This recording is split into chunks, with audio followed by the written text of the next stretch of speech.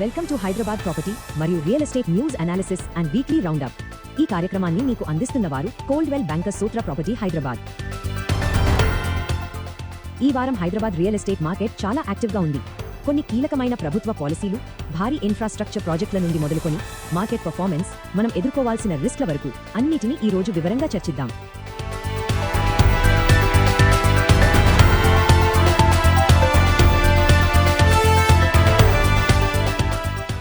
సరే, ఈ రోజు మనం ఏమేం కవర్ చేయబోతున్నామో ఒక్కసారి చూద్దాం.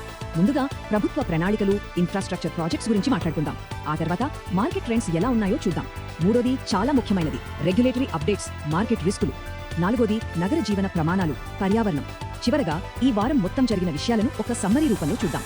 సరే, ఇక మొదలు పెడదాం.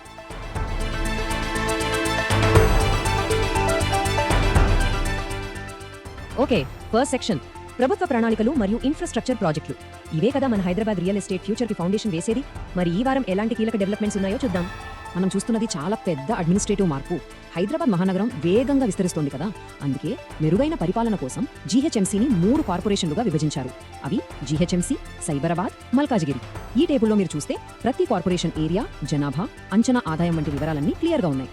దీని ముఖ్య ఉద్దేశం ఏంటంటే నగర అవసరాలను మరింత సమర్థవంతంగా తీర్చడం. ఇది హైదరాబాద్ ఫ్యూచర్ కి సంబంధించిన ఒక బ్లూ ప్రింట్ లాంటిది. నగరం ఎంత పెరిగినా ప్లాన్డ్ గా పచ్చదనంతో ఉండాలనేది విజన్. ఇక్కడ మనం చూస్తున్న ఓఆర్ఆర్, ఆర్ఆర్ఆర్ మాస్టర్ ప్లాన్ అదే వివరిస్తోంది.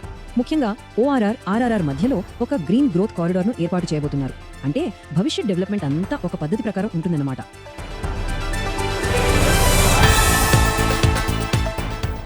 అవును, ఇది ఈ వారం జరిగిన ఒక పెద్ద గుడ్ న్యూస్.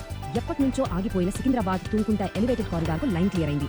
భూసేకరణ దగ్గర సమస్య ఉండేది, కానీ ప్రభుత్వం చదరపు గజానికి ₹1,10,000 పరిహారం ప్రకటించడంతో భూ యజమానులు ఒప్పుకున్నారు. దీంతో ఈ కారిడార్ పనులు త్వరలోనే మొదలయ్యే అవకాశం ఉంది. ఇక రీజనల్ కనెక్టివిటీ విషయానికి వస్తే ఇదొక గేమ్ చేంజర్ అనే చెప్పాలి. కృష్ణా నదిపై రాబోతున్న సోమశిల ఐకానిక్ బ్రిడ్జ్ కి ఫారెస్ట్ క్లియరెన్స్ వచ్చింది. ఇది కేవలం 2 రాష్ట్రాలను కలపడం మాత్రమే కాదు, హైదరాబాద్, తిరుపతి మధ్య దూరాన్ని ఏకంగా 80 కిలోమీటర్లు తగ్గిస్తుంది. ఆలోచించండి, logistics, tourism, south corridor development పై దీని ప్రభావం చాలా పెద్దగా ఉంటుంది.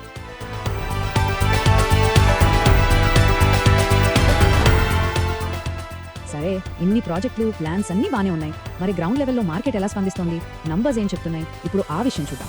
మన ఇన్ఫ్రాస్ట్రక్చర్ ఎంత బలంగా ఉందో మార్కెట్ పర్ఫార్మెన్స్ కూడా అంతే బలంగా ఉందా? Let's find out. ఒక్కసారి నంబర్ చూడండి, 1.33 లక్షల కోట్లు. ఇది చిన్న విషయం కాదు.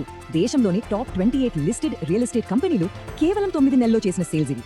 దీన్ని బట్టి మనకు ఏమర్థమవుతోంది, దేశవ్యాప్తంగా ముఖ్యంగా ప్రీమియం లగ్జరీ సెగ్మెంట్లలో డిమాండ్ చాలా స్ట్రాంగ్ గా ఉంది. ఈ పాజిటివ్ సెంటిమెంట్ హైదరాబాద్ మార్కెట్ కు కూడా పెద్ద బూస్ట్ ఇస్తుంది. ఇక మన లోకల్ మార్కెట్ విషయానికి వస్తే ఇక్కడ ఒక ఆల్ టైమ్ రికార్డ్ క్రియేట్ అయింది. ఫిబ్రవరి నెలలో ఒక్క నెలలోనే తెలంగాణ ప్రభుత్వానికి ప్రాపర్టీ రిజిస్ట్రేషన్ల ద్వారా 1,422 కోట్లకు పైగా రెవెన్యూ వచ్చింది. 2014 తర్వాత ఇదే హైయెస్ట్. అంటే హైదరాబాద్ ప్రాపర్టీ మార్కెట్ ఎంత భూమిలో ఉందో చెప్పడానికి ఇంతకంటే పెద్ద ప్రూఫ్ అవసరం లేదు. నంబర్స్ మాత్రమే కాదు, బ్రాండ్ హైదరాబాద్ ఇమేజ్ కూడా ఎలా పెరుగుతోందో చూడండి.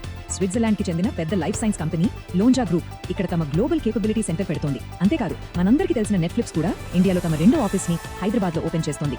ఇది హైదరాబాద్ ఒక టాప్ గ్లోబల్ ఇన్వెస్ట్మెంట్ డెస్టినేషన్ గా మారుతోందనడానికి నిదర్శనం. ఓకే, ఇప్పటిదాకా పాజిటివ్స్ గురించి మాట్లాడుకున్నాం, కానీ నాణ్యానికి రెండో వైపు కూడా చూడాలి కదా.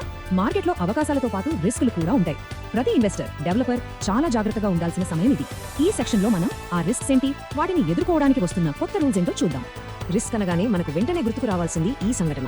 టోలీచౌకీలో జరిగింది చాలా దురదృష్టకరం. ఈ ఫోటో చూస్తుంటేనే అర్థమవుతోంది పరిస్థితి ఎంత దారుణంగా ఉందో. G+2 పర్మిషన్ తీసుకుని 6 అంతస్తుల వరకు కట్టడం వల్ల 2 కూలీలు ప్రాణాలు కోల్పోయారు. ఇది అక్రమ నిర్మాణాల వల్ల వచ్చే ప్రమాదాలకు ఒక ప్రత్యక్ష సాక్ష్యం. ఒక రకంగా ఇదొక వార్నింగ్ బెల్. ఇలాంటివి చూశాక ఇన్వెస్టర్లందరికీ వచ్చే మొదటి ప్రశ్నే ఇదే, మనం ఎంతో కష్టపడి సంపాదించిన డబ్బుతో కొన్న ప్రాపర్టీకి రక్షణ ఏంటి? ఇలాంటి అక్రమ నిర్మాణాల నుండి మన పెట్టుబడిని ఎలా కాపాడుకోవాలి? ఇది చాలా ముఖ్యమైన ప్రశ్న. దీనికి సమాధానాలు వెతుకుదాం. అక్రమ నిర్మాణాలు ఒకెత్తైతే శివార్లలో ఇంకో కొత్త తలనొప్పి మొదలైంది. అదే డబుల్ రిజిస్ట్రేషన్ స్కామ్. ఈ స్కామ్ ఎలా పనిచేస్తుందో చూడండి. పాత, సరిగ్గా డిమార్కేషన్ లేని లేఅవుట్లలో ఖాళీ ప్లాట్లను టార్గెట్ చేస్తారు. ఫేక్ డాక్యుమెంట్ సృష్టించి అధికారులతో కుమ్మక్కై అదే ప్లాట్ ని ఇంకొకరికి రిజిస్టర్ చేస్తారు. ఆ తర్వాత అసలు ఓనర్ ని లీగల్ గొడవలలోకి లాగి సెటిల్మెంట్ కు ప్రెషర్ చేస్తారు. శివారు ప్రాంతాల్లో ప్లాట్లు కొనేవాళ్లు చాలా అప్రమత్తంగా ఉండాలి.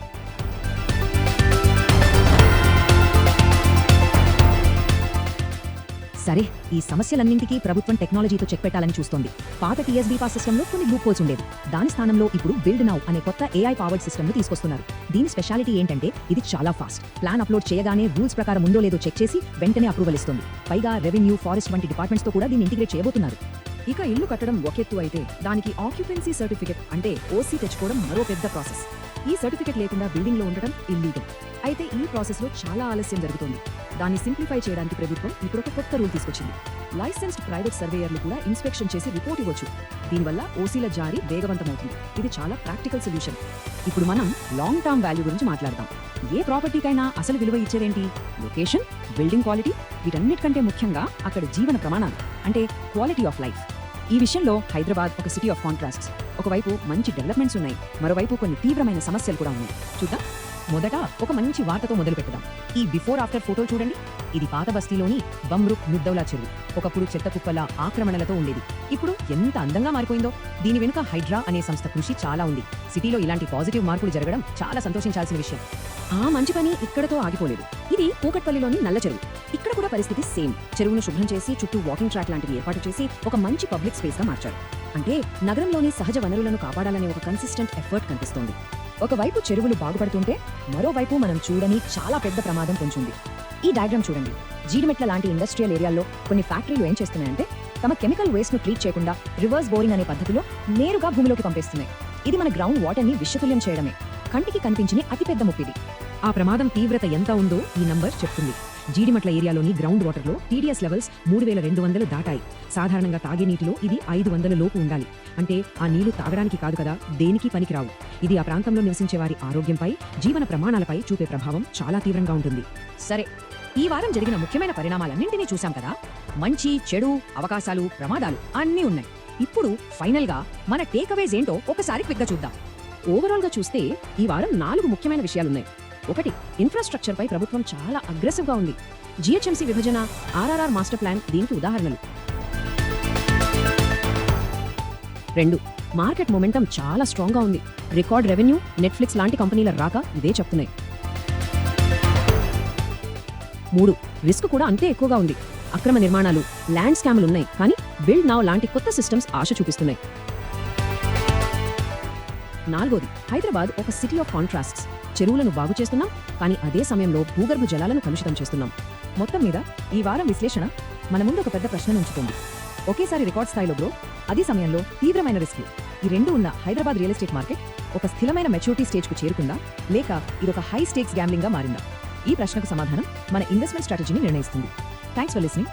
ప్రాపర్టీ మరియు రియల్ ఎస్టేట్ సెక్టర్ను ప్రభావితం చేసే వార్తలు, అలాగే హైదరాబాద్ మరియు పరిసర ప్రాంతాల్లోని లివింగ్ క్వాలిటీపై ప్రభావం చూపే అప్డేట్స్ ను మా ఎక్స్పర్ట్ క్యూరేటెడ్ న్యూస్ ఇన్సైట్స్ ద్వారా తెలుసుకుంటూ ఉండండి.